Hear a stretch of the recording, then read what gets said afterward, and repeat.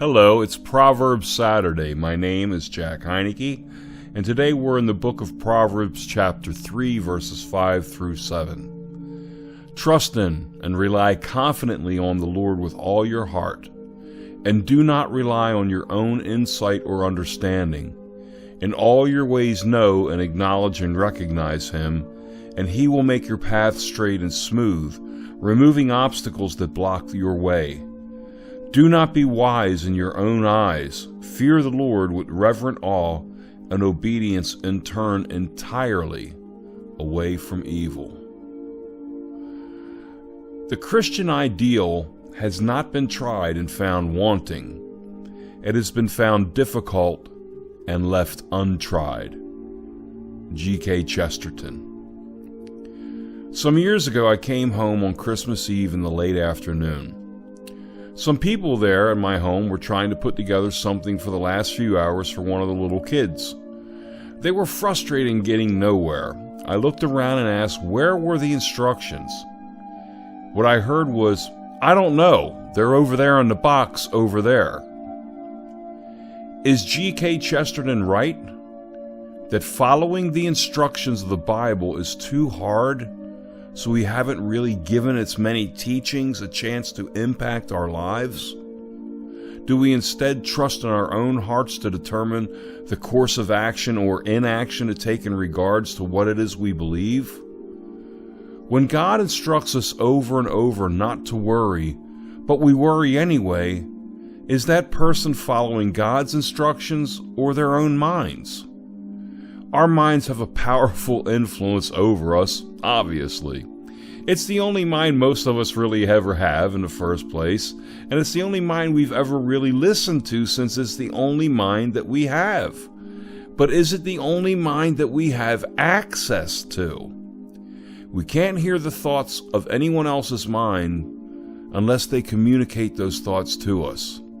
But even then, their actual thoughts aren't something that we can actually hear. All of our minds are closed off to one another.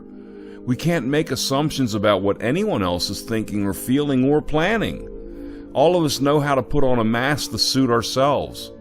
We all know how to project in social settings the image that we want to put out there. This sets up a sense of distrust in what people say until we determine that they are people of integrity who can be trusted, as they've shown themselves to be trustworthy. And this is true for all of us. You should not trust me until I prove my trustworthiness to you, and that is determined by you, not me. So how do we actually trust God and what He has told us about Himself? Should this just be an exercise in blind faith, where just because God said it, I should trust it without testing His trustworthiness first? How do I know that I can trust God?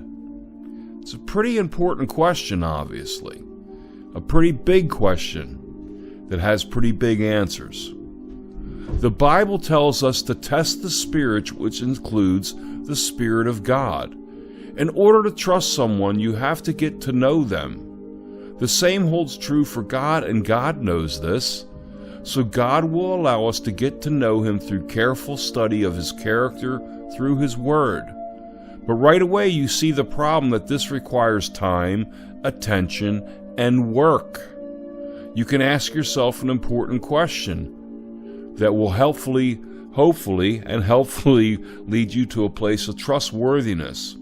Has God ever let me down? Now that's a loaded question, because many of us have been through many trials, tribulations, and trauma in life. And in those moments where we experience those things, it's very easy to jump to the conclusion that God actually let me down, when in fact He hasn't. This is it's a loaded question, so most of us have suffered trauma and pain throughout our lives, and usually a lot more than just once. I've had this same question rolling around in my head, but the Christian culture just tells us to have faith anyway and to ignore those questions. But God is not interested in our church culture as much as He is interested in us. God isn't threatened by these serious, difficult questions I believe that He in fact desires that we come to Him with these questions. I've done this many, many times, and not once has God said, stop questioning and just believe and shut up about that. Instead, He sits down and asks that He and I reason this out together. I've been abused as a young child, and for years that question about God's love, care, and protection pertaining to my being abused rolled around in my head until one day I asked Him about this. And the question was, how could you let this happen to me if you love me as you say you do? God's answer was with a depth of pain that He had experienced over what had happened to me. God showed me the cross. God showed me how that cross was necessary to save man from his sin. He showed me His heartbreak over the cross happening to His Son, but that it was necessary to do because it was the only way for salvation to occur. He showed me that He never meant for evil to enter into our existence, but that it has. And the cross is the only remedy for evil. The evil that was done to me and the evil that is within me also, which includes the evil that I've done to others. He showed me how all of us, including myself, have sinned and have committed evil in the world. He also showed me how love cannot exist in a vacuum that demands that we love God. That demanded love cannot even be love. That in order to choose to love, that we must have the choice not to love, but to hate instead. And this choice not to love but to hate is behind every evil act committed. God wants our love, but He cannot demand it. It is an act of free will to love or to hate.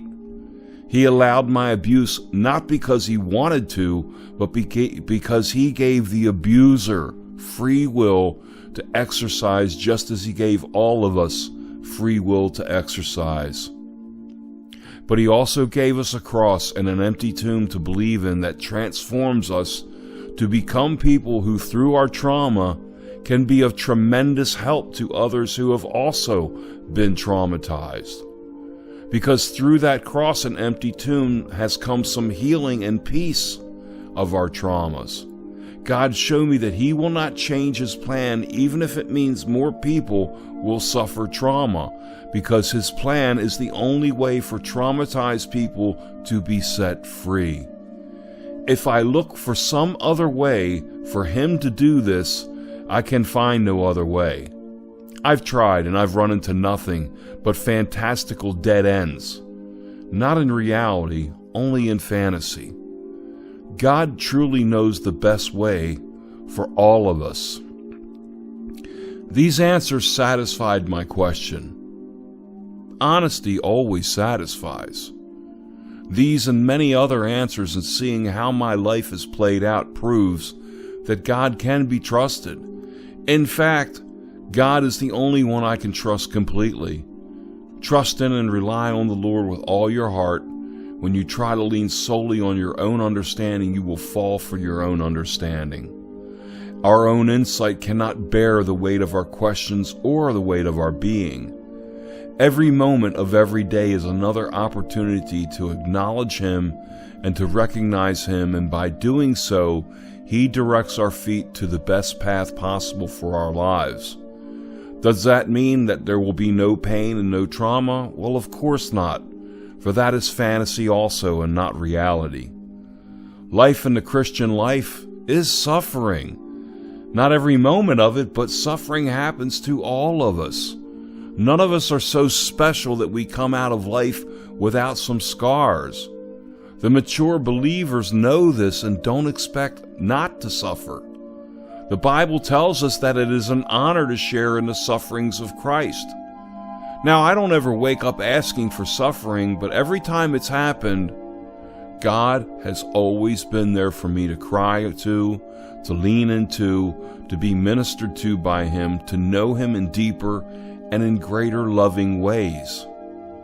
As He responds to my pain and my suffering with His gentleness and His grace and His kindness, His understanding, His mercy, and His love. Do not believe the hype of your own wisdom, for any wisdom we possess was given to us by Him anyway. Do not let the flesh, the pride, and the ego get the attention, because it never gets enough attention. Humble yourselves and know your place, because if we don't, God will pull the rug out from beneath us, not to humiliate us, but to put us in our place, which is at His feet, not in His seat. So fear God with reverent awe, for He is awesome in more ways than we can know, and the ways that we do know are beyond awesome, and obey His instructions, for His way must be the best way to go. If it wasn't the best way, He wouldn't be God, now would He? And never stop asking Him to help us to turn away from evil in the moment it rears its ugly head, either outside of ourselves or within ourselves. Test Him with the hardest questions you can think of, for in all of these ways He will prove Himself trustworthy to be trusted. By doing so, you will prove to yourself that He alone can be trusted completely, and that Christianity is not found wanting at all. For you will have tested Him, and you will have become someone with the experience of testing God in ways that bring Him honor and glory, and bring you peace and healing. Now, you will truly have something substantial to give to others. I pray that you have an awesomely blessed day today.